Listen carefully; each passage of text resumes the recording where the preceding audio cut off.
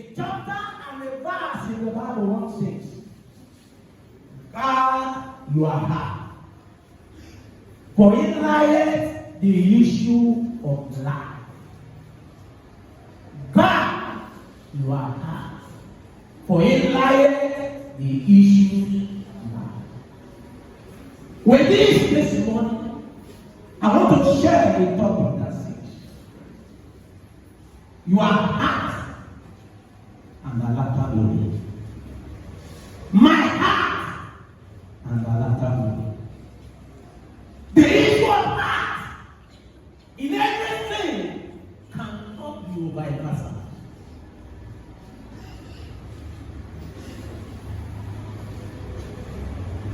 I was not there. Neither do I give them the topic of the message, but the sound about my heart. I am not a soldier. Don't expect me to dissect heart this one because I don't know anything about it. But in my layman understanding, I know that everything begins and ends with what? Your action and inaction begins from your heart and ends with your heart. That is why Solomon says, guard your heart. For in life, what? The issues of life. Last Sunday, let's go to verse 3, please, media, of Haggai chapter number 2. We struggle as a matter of fact to remedy some issues, but we cannot. Who of you is left who saw this heart in this former glory? It was the matter of fact. Let me take you back again in the briefly. That led David thinking of building the house, isn't it? It was also the matter of heart that led the son of Solomon to build the house. It was a matter of heart that caused him to worship, and many animals were slaughtered. It was a matter of heart that said he would come to this altar and pray. The Lord will hear us. But if you turn away, what will happen, people of God? What leads a man to the house of the Lord is what? What leads a man to turn away from the house of the Lord? Please let's go to the word of the Lord.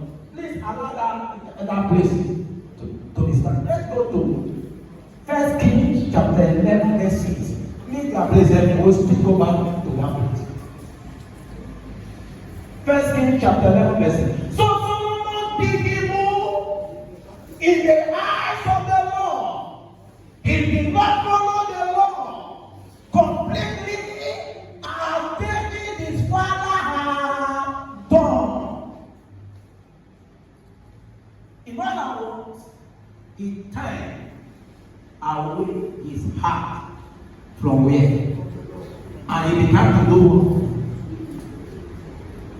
It was the same man that offered sacrifice and the fire of God came down, isn't it? The matter of the heart. So he did evil in the eyes of the Lord. He did not follow the law completely as his father had done. If you are to serve God completely, it is from your way. If you will not serve God completely, it is from your way. For us to joyfully and awesomely translate into the latter glory, people of God, we must deal with our heart.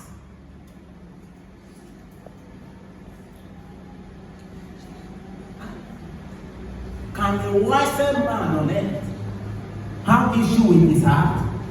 Yes, people of God.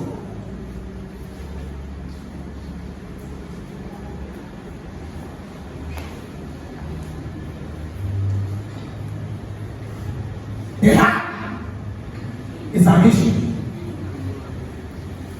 If you burn the heart away from the Lord, you can never experience the latter glory. Amen.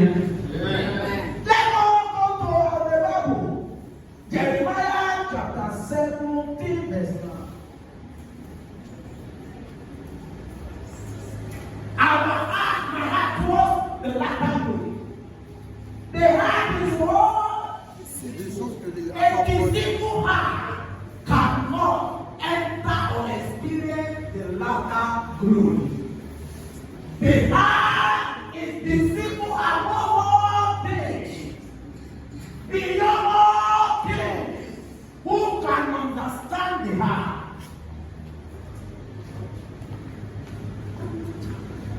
It was Jeremiah talking to the people of God.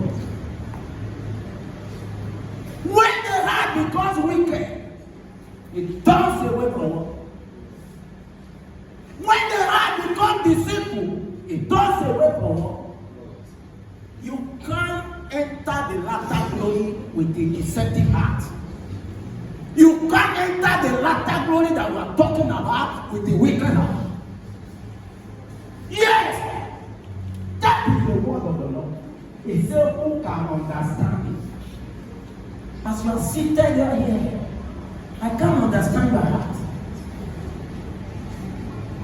But there is a God that knoweth all things.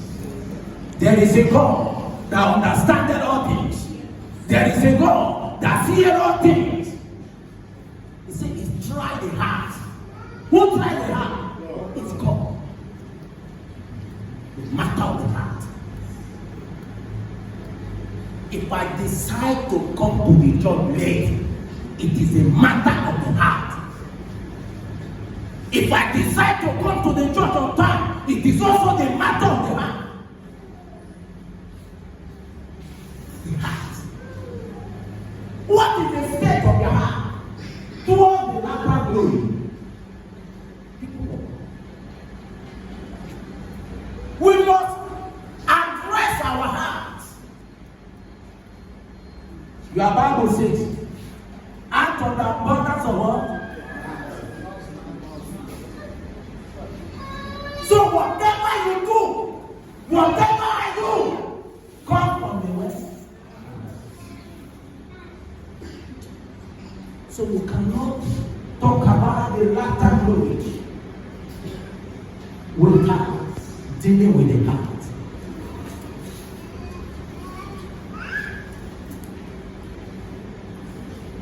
Iboma will name his son Odey, the heart of the Father.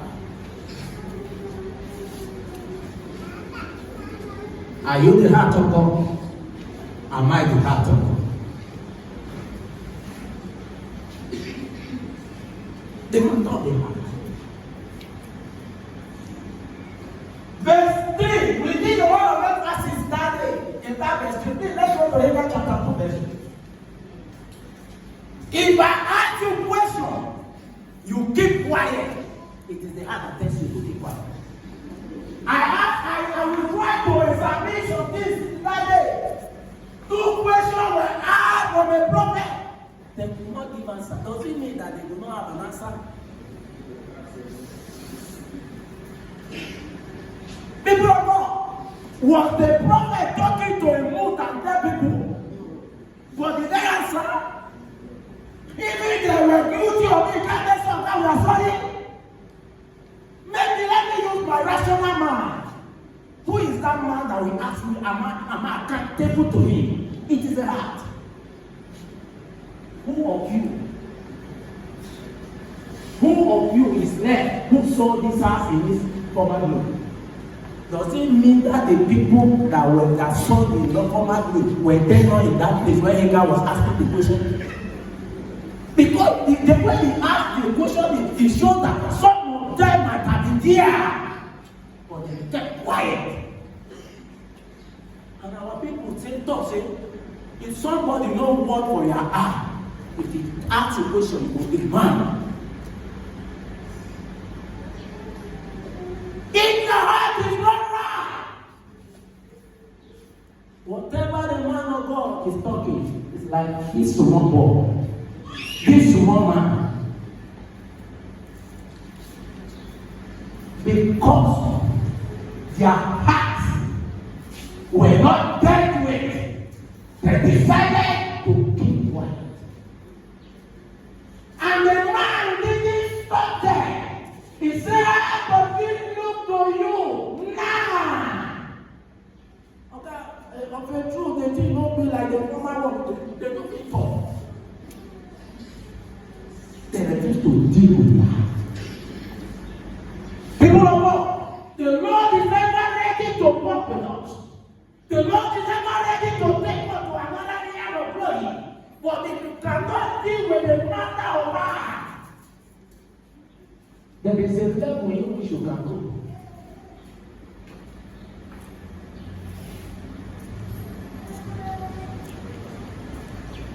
Let's go to the book of Matthew chapter 6 verse 21. Matthew chapter number 6 verse 21. Let's rejoin the people of God. After the count of 3, 1, 2, 3, go.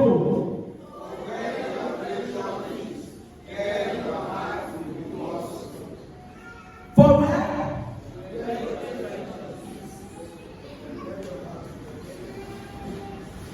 Do you treasure this house? Do you treasure this house? Don't answer yes or no. Don't answer what you say. He said, when you are treasuring it, you have to be alone. If you are hard, do you treasure this job? People of God, where your heart is, or where you are treasuring it, there your heart will be. The mark of the heart. If you don't treasure God's glory in your heart, you cannot see it. Treasure. For where your treasure is, there your heart will be. The heart. My heart. Your heart. Our heart. Their heart. The latter glory is a matter of the heart. The latter glory is a matter of the heart.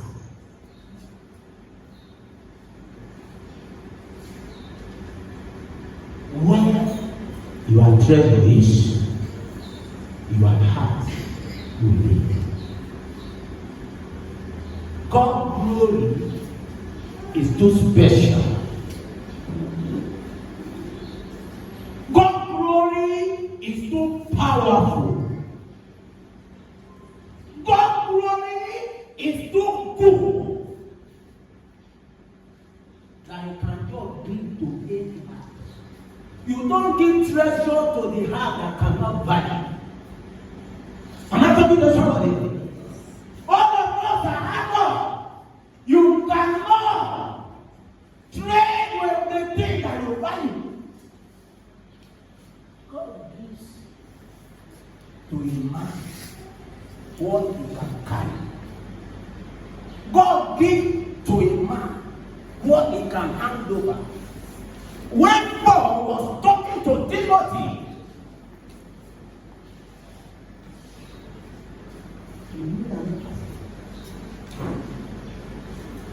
so flame the gift that is upon you by the laying hand of hands.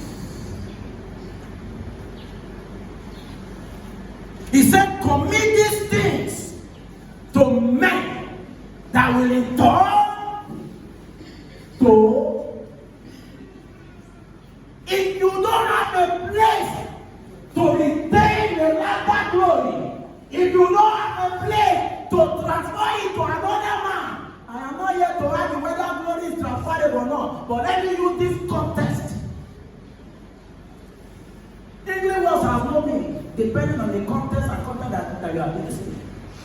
But I know in the Bible that Paul said, commit this thing to faithful men that will in turn commit to others.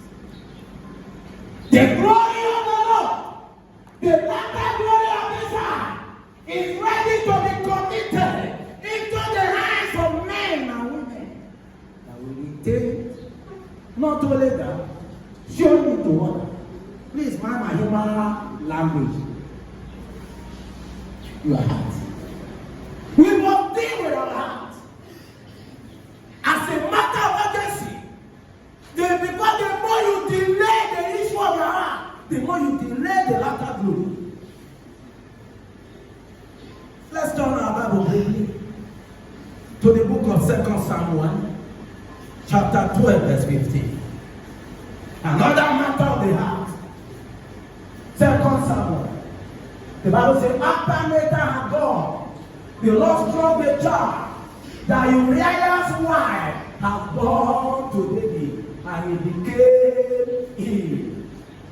That was the place I was making reference to Jonathan. A woman that was staying in David's already. The Bible says he came to a time that the child became sick.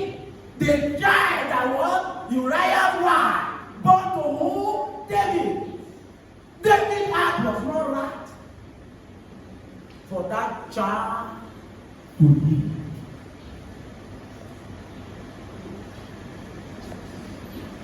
It takes a man's heart that is not right to carry another man's wife, to stay with another man's wife. Look at it. Uriah died. After the time had gone home, the Lord struck the child that Uriah's wife had born to David, and he became sick.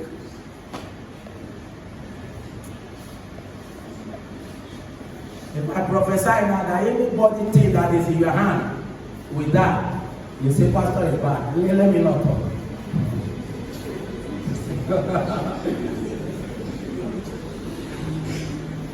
It's the word of the Lord. Let's go back to Ezekiel 36, verse 21.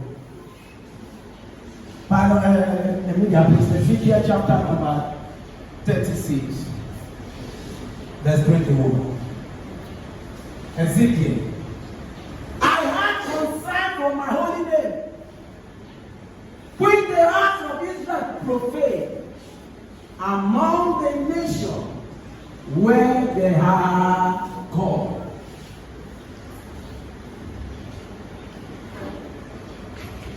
God has a concern for his holy name.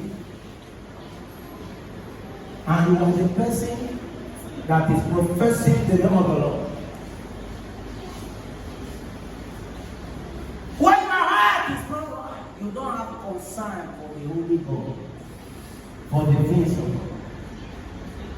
Still in Ezekiel, the Bible says, I will give you a new heart. And I will take you over is told by the heart of God. Men that are preparing themselves for the latter glory are the people that will not the war, the heart of war, the heart of war, and they are ready to allow God to implant. Let me use medical terms. I'm not using transplanting,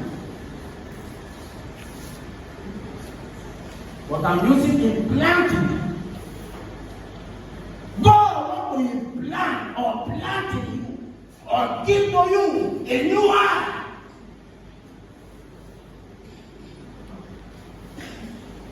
And He will take away the heart of God. But before that work is done, there must be willingness to let go. When struggling with the old man and the new man, some persons say, you can't be a child of God and you have an old nature. I say, brother, sit down, old nature. Be like break. You can give someone something break. Remember first. God said He will take away more. He has a stone. And He will give you one. And God will not force you, brothers and sisters, mothers and fathers in the Lord. Great men and women are common in the house of the Lord. You must be ready to let go. For the latter glory to come.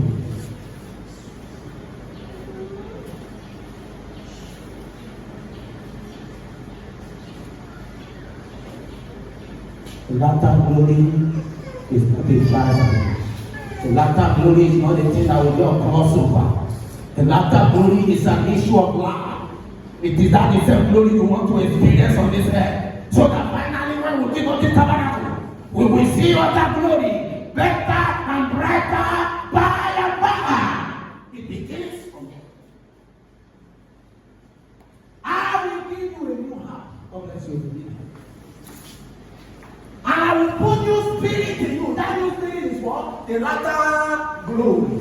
I will remove from you the heart of stone and give you a heart of flesh.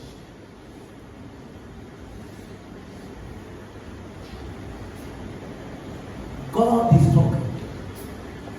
But the yielding must come from you. Our heart. As a matter of fact, before I conclude this morning, you cannot experience the latter glory in heaven without experiencing the former glory on this earth.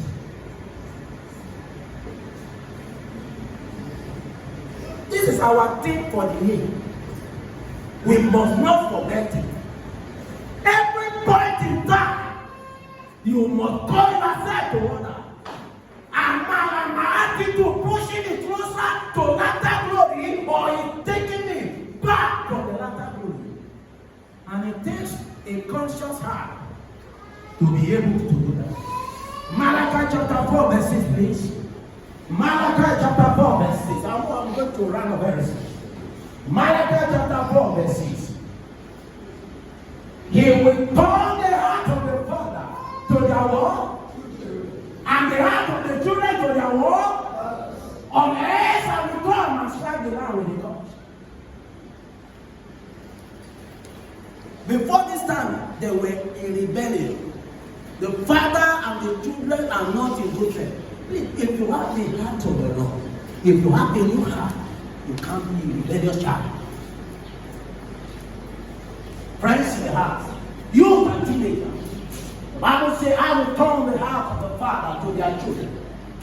Because of rebelliousness, the fathers have turned their heart away from their children, and their children have turned it away, the heart of the father, and the heart of the children to their father. On earth, I will come and strike the land with God.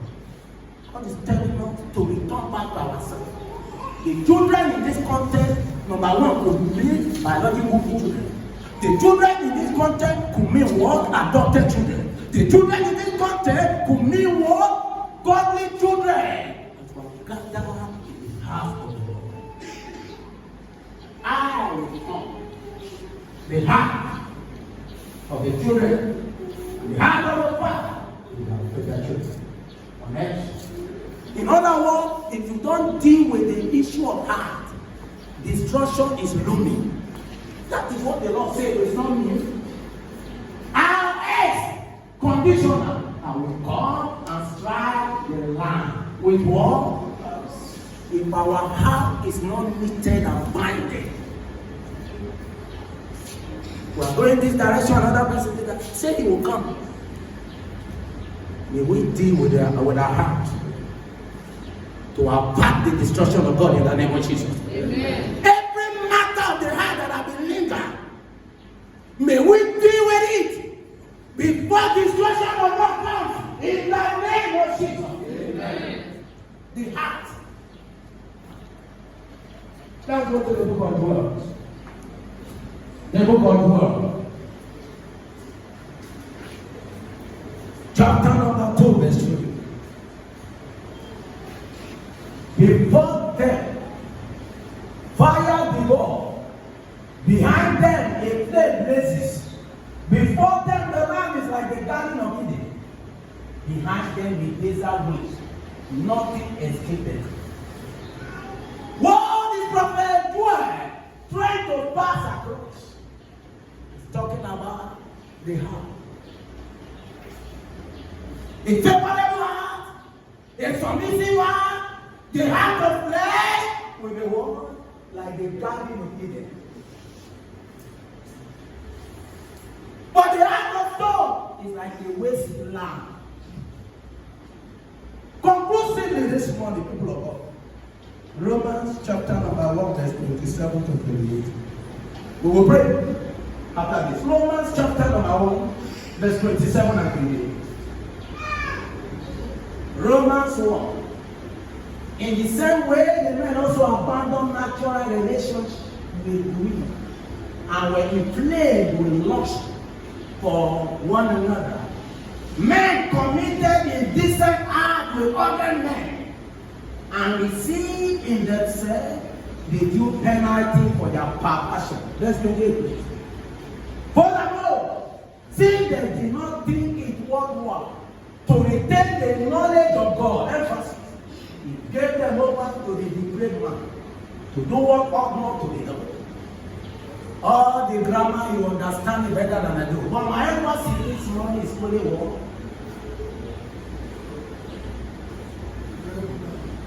Worthwhile. Since they do not think it worthwhile to retain the knowledge of God, as the people of God, we must think within and outside the world to retain what? The knowledge of God. The question is, what are the people with knowledge of God? They do not think it worthwhile to retain the knowledge of God in their heart. And every man or woman that do not retain the knowledge of God, that has become a stony heart. That is why it is not going to be bad in the heart to say, I want to marry a man. And the grievous issue, when they come to the altar, I don't know the sense of their reasoning. They will say Mr. and Mrs. Two men, they will tell me that grammar has no meaning. It depends on what you want to achieve at a particular time. Two men standing in the altar of Satan, not the altar of God. Here I present to you husband and man, but they say Mr. and Mrs.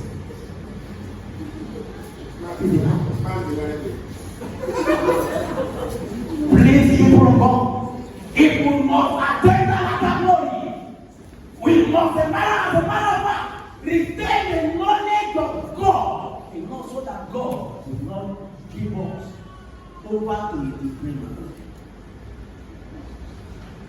Create in me a clean heart, O Lord. And renew my spirit within me. Take it over, family, before we pray. Why I take it over?